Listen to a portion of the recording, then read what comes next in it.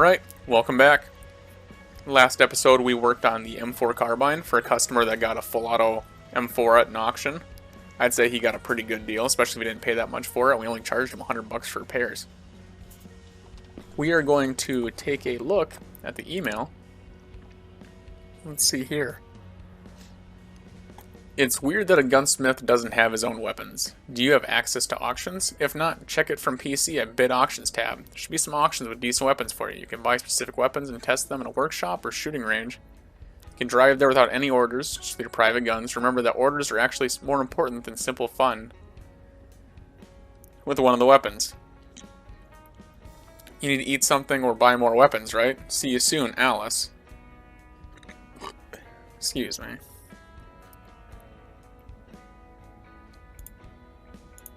We've read the one. Let's see here. Need your assistance.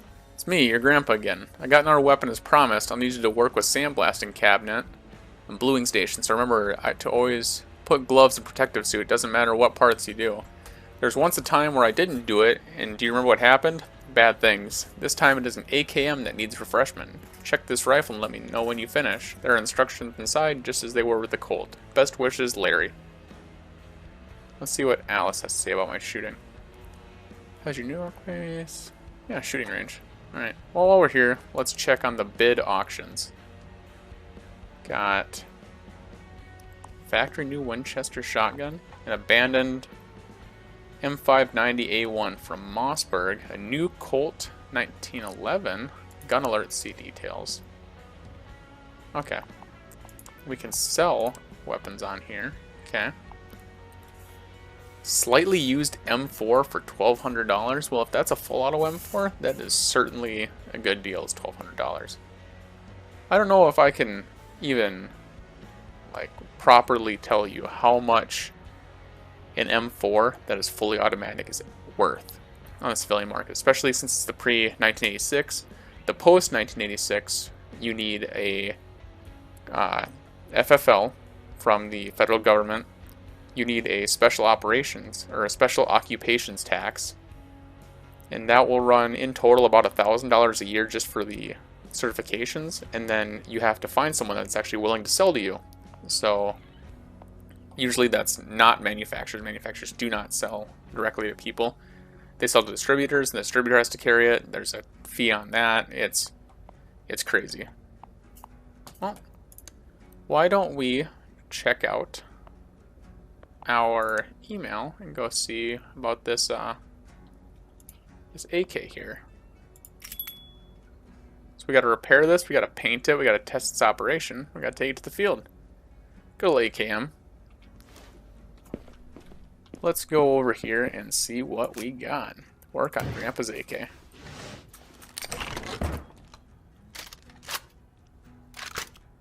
Now, I'm not gonna lie to you, that is a pretty good looking rifle. Got a little description over here if you want to feel free to pause and take a look at it, but we are going to disassemble it. Now, maybe I'm revealing that I'm a little bit of a gun nut myself, but I do have an AK as well sitting right here next to me. So, I've been a little bit into AKs, but working on an AK is certainly different than working on an AR. Some of the things are riveted, like these right here. These are all rivets. Some things are press fit, like this trunnion here. A lot of pieces are just different. So, a lot of the times when AKs were built, they weren't really thinking about taking them back apart again. But the AK also has a different operating system than the AR. For example, that this AK, this is the bolt right here, and this is the piston. So when you fire, the bullet comes out here, the gas enters in here, pushes this piston back, this bolt reciprocates, grabs a new round for the magazine, and then takes that round and puts it back into the chamber for the next round. Versus the AR and its gas key, let's see here, I gotta pick this up real quick. The AR has a gas key that pushes gas back into the upper receiver, and that's what moves the bolt back via the gas key. So just a little bit different operations, but I mean it's also from just different sides of the world. people had different needs at the time. I do not think there's anything left in this bolt. Nope. So let's take off our gas tube here. We'll take off our stock. And everything looks just so good with this game. There we go. We'll set that back down here. Start working on this. Slide that from the barrel here. Remove you. And let's start working on that. Take off our rear sight. Now this is certainly not a piece I would be taking off. Not at my level of expertise, I guess, with an AK. But I do not have much. I am not Brandon Herrera. That was also a rivet.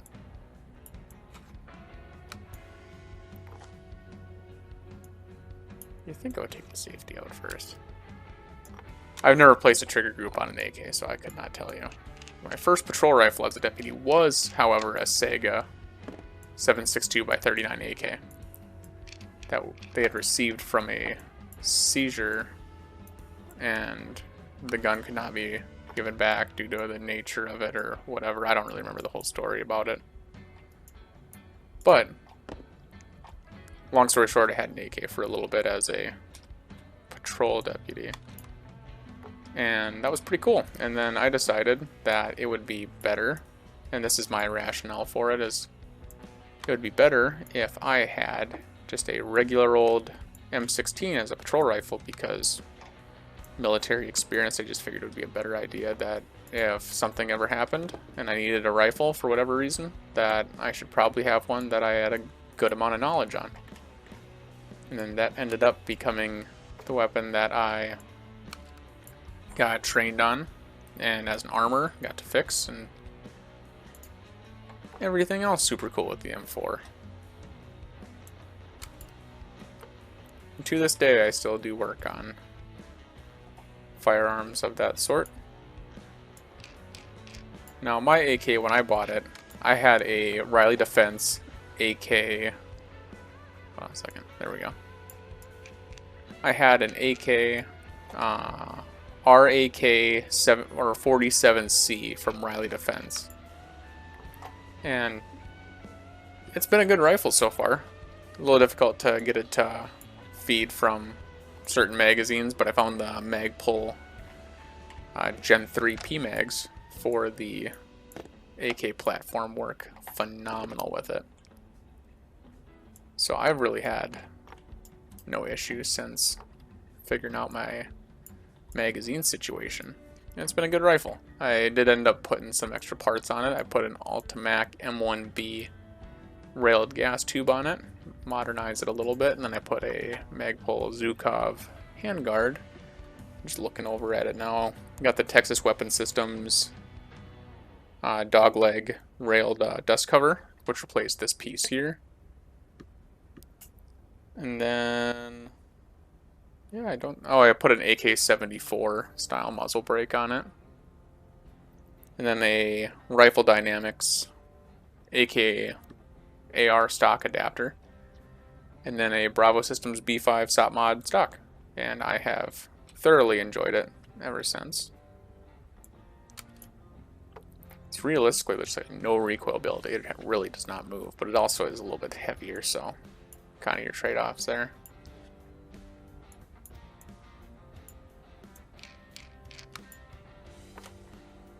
Let's see. It appears I'm missing a piece from the trigger. There we go. And then our fire mode selector. Oh, that's still right there.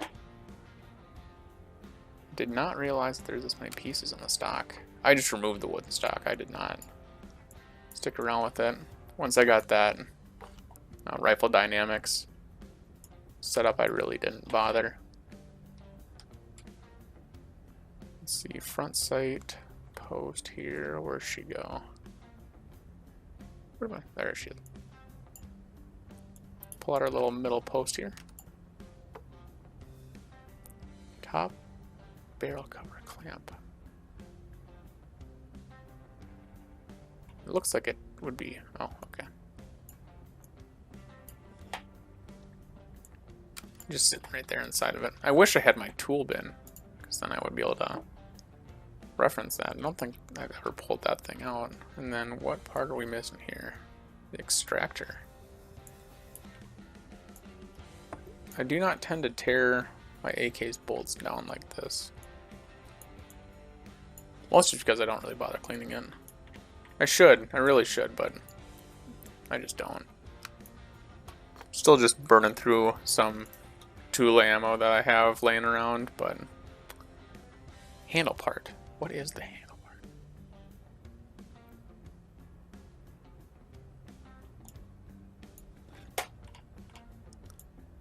Oh, I just wanted to rotate you.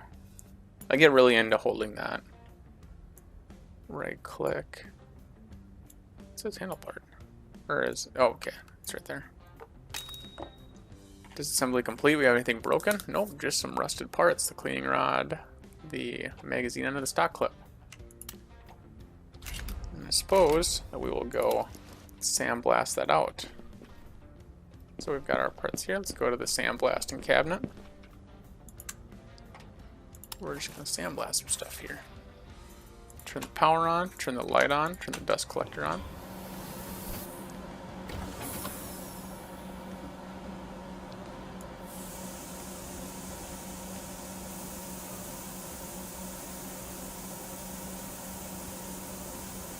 Just sandblast all that rust away. Come here, you.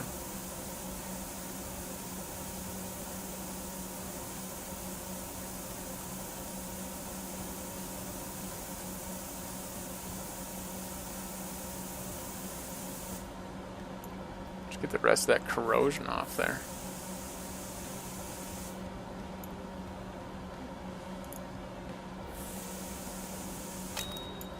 No, this guy is trying to save a buck here because I sure would have just bought new parts for that stuff, but it's nice to get a little bit up there with it. Let's go to our paint cabinet here and let's try re-bluing this, these parts. You need to prepare for oxidation. Do you want to proceed? No. Do I need to go somewhere else first? Oh, yes. Protective clothing for bluing. I want to wear clothes. You know what? Yes. Okay. Now, I have never blued a firearm before. Did not realize that. I mean, I knew about the bins from watching like restoration channels and such, but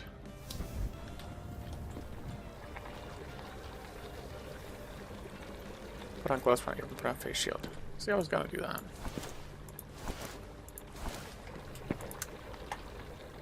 Okay, and let's just blue these parts here.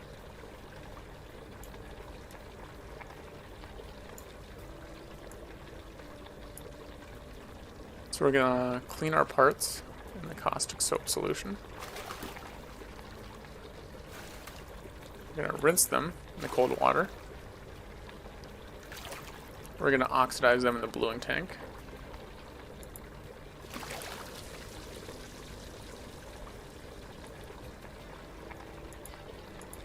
And give them the old cold water rinse.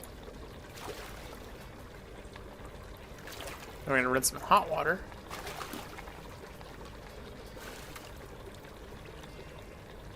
And we're gonna remove them.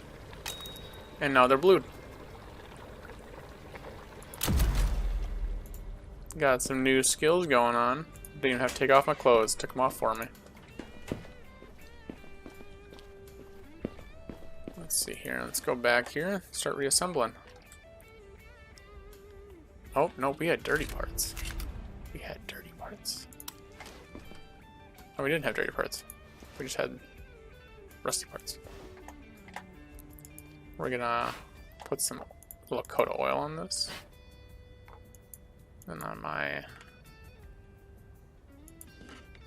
cleaning rod there. And let's start reassembling.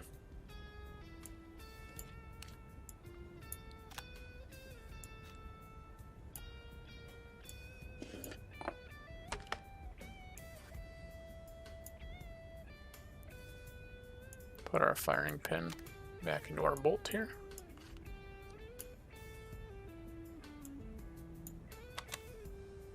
Alright, and we'll set that down for now. Start reassembling our rear sight here. It's nice that they have these mats that basically just tell you if you're missing a part or something of the sort.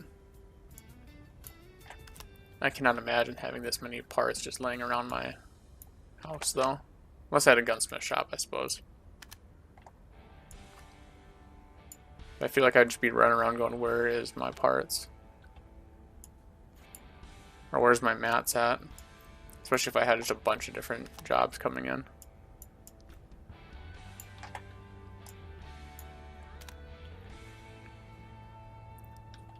Can't put the trigger back in yet. Let's go put our little receptacle to the hand guard here. Put that back on. Now the safety's back on. Put the grip back on. Long screw. Screws the long way. Put our stock back on.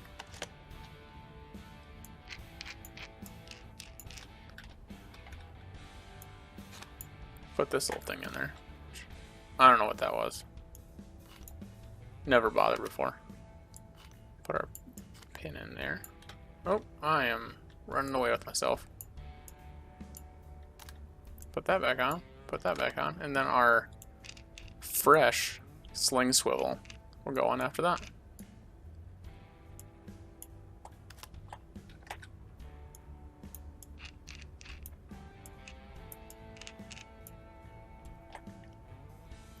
It's kind of nice that the grandpa sends us this kind of stuff to work on so that we can like attain the skills.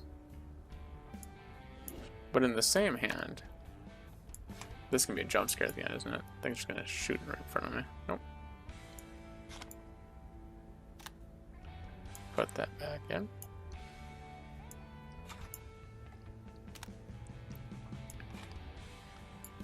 There we go. And let's start putting this back together. Put our retainer back in there. Oh. I mean, I would have... No, because that does just slide on there. This game's calling me out on my nonsense. That's alright. Sometimes you need to get called out on your nonsense. Put our magazine. I guess catch, release, whatever you want to call it. Slap the spring back in there. Slap that back up on there. Put our magazine back in. Now we got ourselves a rifle coming back together.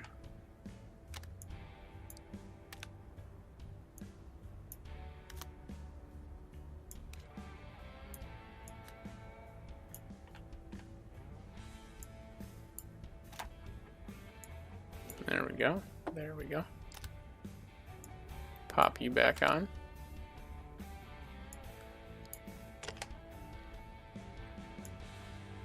Pop our bolt assembly back in. Put our recoil spring on. Put the cover back. Ooh, we are almost ready to rock. Let's get that back in there.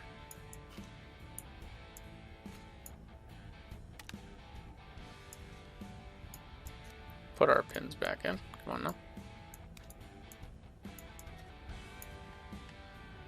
Cleaning rod back up in there. And that gun is good.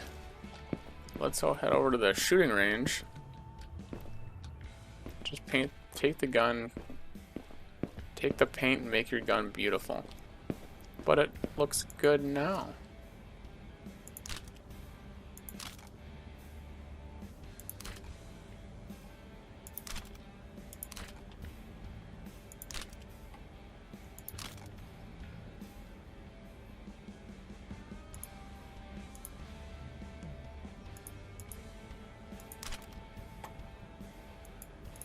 Please don't put stickers on your weapons. It looks goofy. I guess we go with the old Rhodesian. I really don't want to paint the receiver. I just worked on that. You know what? We'll paint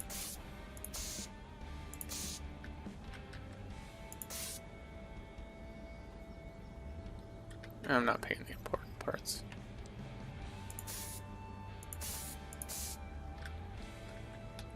We'll paint those clips though. Might as well paint that. I said I wasn't going to do any of this, now I'm doing it. I mean, we're already here. Might as well paint the magazine. Paint that too. Do not paint your sights though. I'd say that's good. Time to go test and see if my abomination of a paint job can still shoot. What is this? Test time. Working testing table. Alright. That's full auto. Semi-auto. That all works. Rack the bolt. Pull the trigger.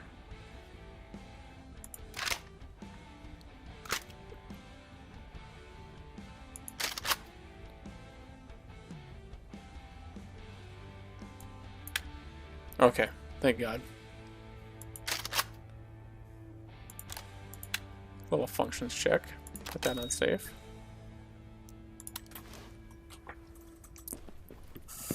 And we'll go check out what this AKM can do. God, that thing looks like an abomination. I should have done better, but I'm excited to use a skeet range. Kind of excited to go work on that 590 or whatever.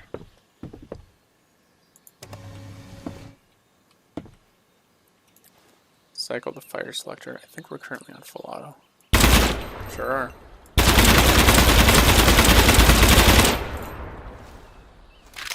Well, it certainly works that way.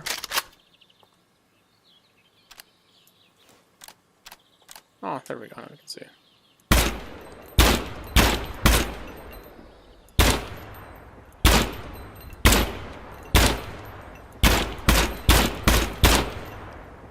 Very accurate. Oh, ayo. There we go. A little mag dump. Finish it out here.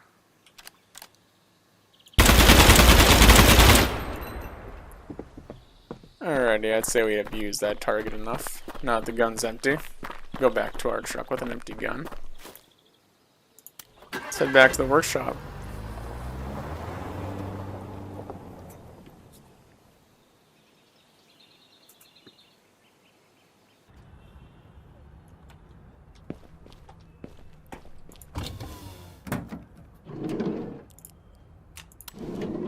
Grab our AK back out of here and ship this off to Grandpa.